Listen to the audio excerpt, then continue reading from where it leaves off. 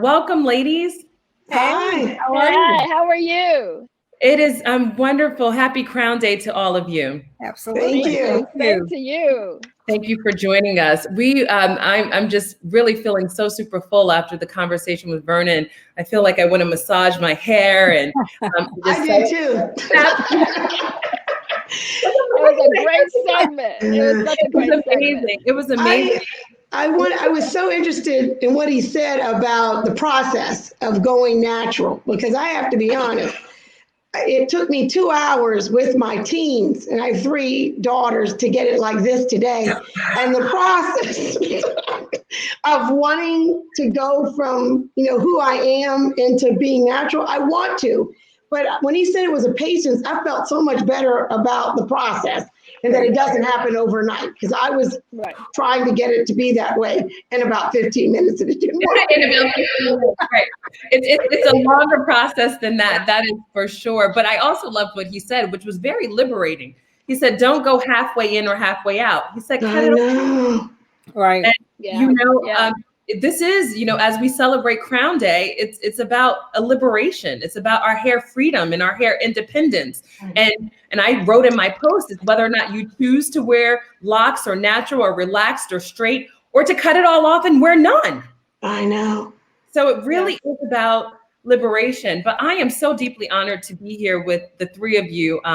It was amazing. I am not a soror. But I did attend Spelman College, and I went to an all-girls high school. So sisterhood is deeply important to me. That's right. But as we were in earlier conversations and sessions, just the power of women coming together and supporting one another as Black women.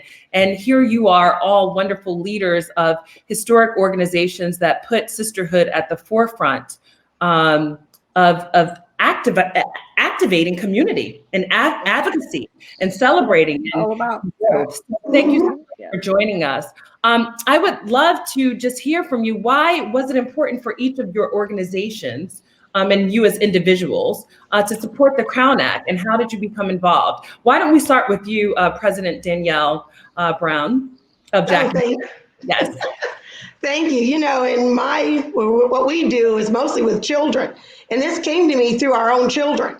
So I didn't realize how many kids were dealing with natural hair issues. And some of our kids were also dealing with the fact that they were in sports, and some of them were being denied because of the way they wore their hair.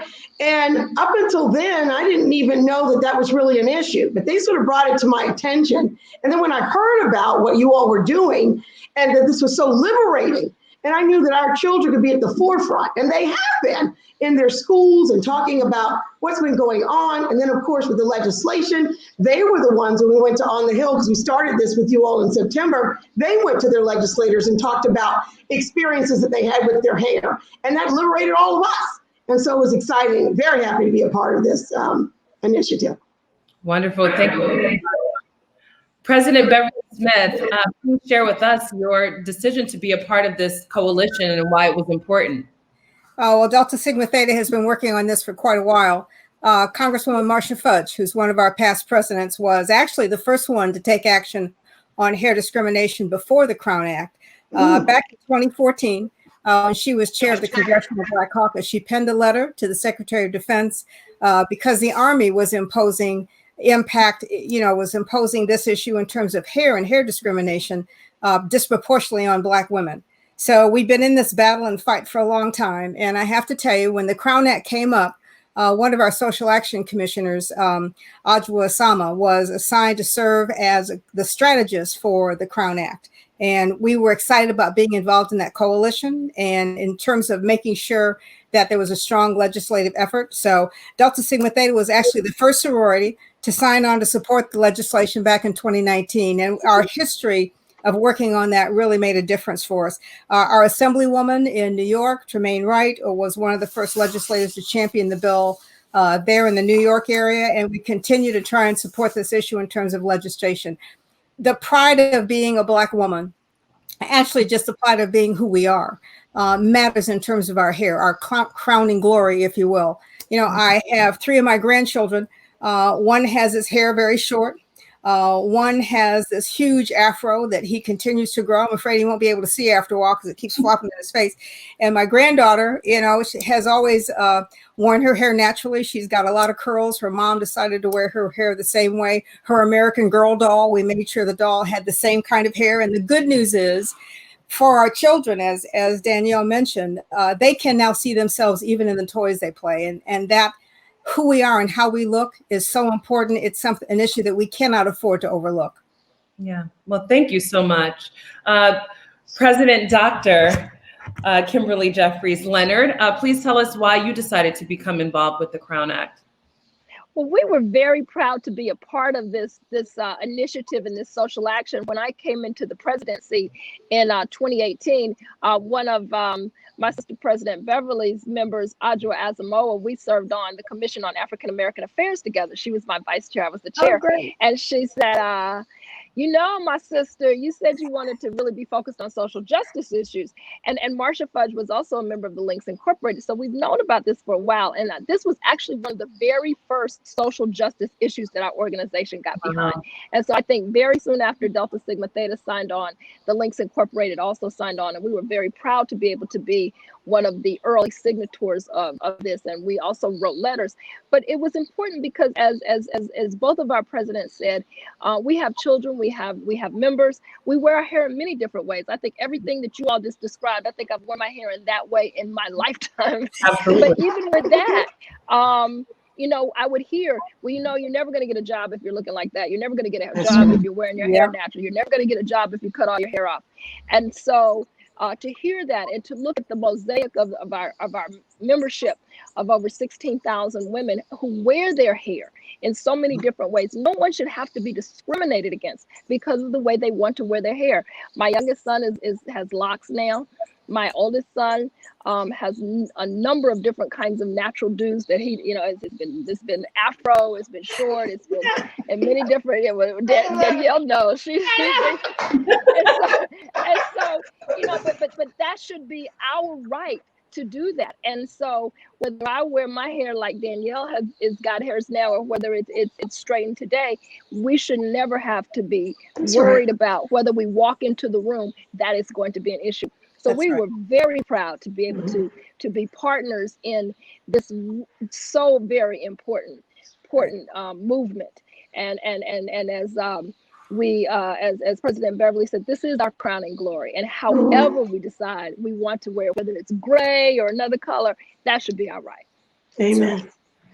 I'm so deeply inspired, and I agree. As you said, President Kimberly, I've changed my hair probably once a month. My friends call and say, I don't know if this picture on Instagram is how you look right now, or I said it's different. So I know me personally, it's really important because I have always viewed it as a way to self-express as I learned to love my hair. But I think it's just dynamic to have such amazing organizations involved in this way. How are you involved? Let's talk about the involvement. Obviously, supporting the bill and coming together with the coalition in name is one thing, but can you further explain some of your involvement in the Crown Act? Well, I can't say this. There's currently a federal bill that's been introduced in both chambers of the House, and Marsha Fudge is a co-sponsor of that bill, and we're obviously supporting that and trying to get source to make sure that they put their voices out there, because it's how we vote. Once again, we go back to voting to make sure we've got representatives the right place, even in the midst of the pandemic. In the last session of the House in Ohio, they passed the bill. And we continue to provide research. We've got some Delta scholars that are working to provide research on it, to provide information.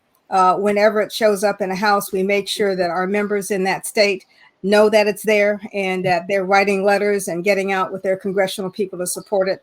It needs to be a federal bill because unfortunately, with discrimination and the other things that go on, it's something we have to do. So we've got a very strong push and try to continue to give information out about what's happening with it. This is amazing. We're so grateful for your support and your engagement on all fronts. President Danielle, do you care to share a bit more about your involvement with Jack and Jill? Sure. We're the same ilk that we believe federal, it really needs to change, but we use our children. So we've been using our children on a lot of these bills in the local for them to be able to write, and our mothers and our fathers. We use our whole families in order to be able to do that. And I'm grateful because I live in Virginia. So does Kim.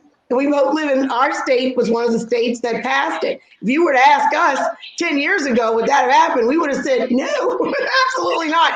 But things are changing. And I believe that our children have voice. And because they've been able to use their voice, I believe that senators and local congressmen are listening. So I know that we have a long way to go. And I see some of these states, it's funny, there's a correlation between some of these states, but Tennessee and others that are not moving, but we have boots on the ground in those states. And we're making it relevant so that they can continue to say, no, we want you to pass that in our state. I have to say, this has been a learning experience for me too.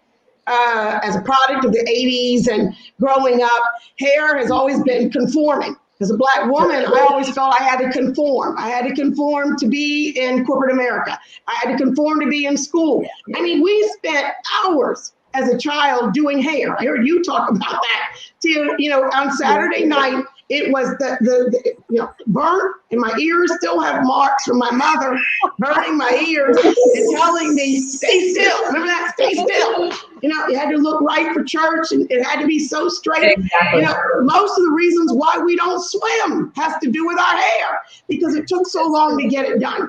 So understanding the liberation that these young people now have and really teaching us, I think it became important that no one needs to be discriminated against their hair. And so I'm grateful that our young people are the ones who are moving us, along with our mothers, to tell our congressmen and our governors no more. Do not discriminate on the way that we want to wear our hair.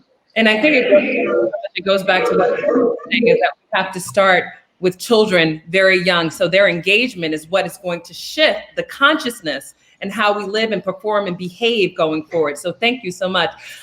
Dr. Kimberly, I'll finish with you, but I also just want to share that currently with the coalition, all sororities, AKA Zeta Phi Beta, Sigma Gamma Rho, Delta Sigma Theta, all sororities are a part of the coalition today. So we're grateful for that. Dr. Kimberly. Yeah, let me throw that in, because if I don't, my sister's going to this is critical. Alpha Kappa Alpha is also there. Yeah. We are in this together. So AKAs, Sigma Gamma Rho, Zeta Phi Beta, I mean, all of us have come together and coalesced on this. Marsha, we happen to have Marsha in Congress who really pushed it forward, but we would be nowhere if it were not for the coalition of all Black women's organizations, and especially those my three line sisters in terms of the sororities are there. Wonderful. Thank you. Dr. Kimberly, before we exit, we have just about 2 more minutes. I would love to hear about the Links involvement, and if you can just share a little bit more. Thank you. Well, I think the powerful things about the Links Incorporated is that our 16,000 members are members of all of the organizations that we've just talked about. And some of them are not members of any. And so as we push this out through our members, what we do is we're able to not only be touched, but we touch a number of other organizations. In fact, Danielle is a link, and our president of Alpha Kappa Alpha is a link. And so we have these opportunities to make these touches, and we also are pushing this information out. We're asking our members to sign letters. We send letters to our congressional representatives. If DC were a state, then we would also be a part of that process in signing, because I know that this is something that our mayor is very much engaged in. But as an organization, what we really are doing is trying to really bring awareness to this, because we are stronger when we're together. Absolutely. And that's why this coalition is so very powerful, because when you have this powerful group of members who are not only just links, but all of these organizations, I mean, I think that's what a collective of about 5 million women. Right. That is really behind this critical issue. And when we talk about hair, and when we talk about the impact that it has on us, these are issues of self-esteem. These are issues of value. These are issues of worth. And no one should feel less because of the way they choose to wear their hair. That's right. On that note, I mean, honestly, you ladies have inspired me. I want to stand even taller, and I love this entire conversation, and also just the power of sisterhood. And I talk about this often, but it inspires me. And so we thank you for your support of the Crown Coalition, and happy Crown Day to all of you. Happy Crown Day. Okay, happy Crown Day. Thank you. I will see what you look like tomorrow, Ty. I know. Something different. I promise you that it'll be something different. I started the live cast with it up, and then I let it down for Crown Day.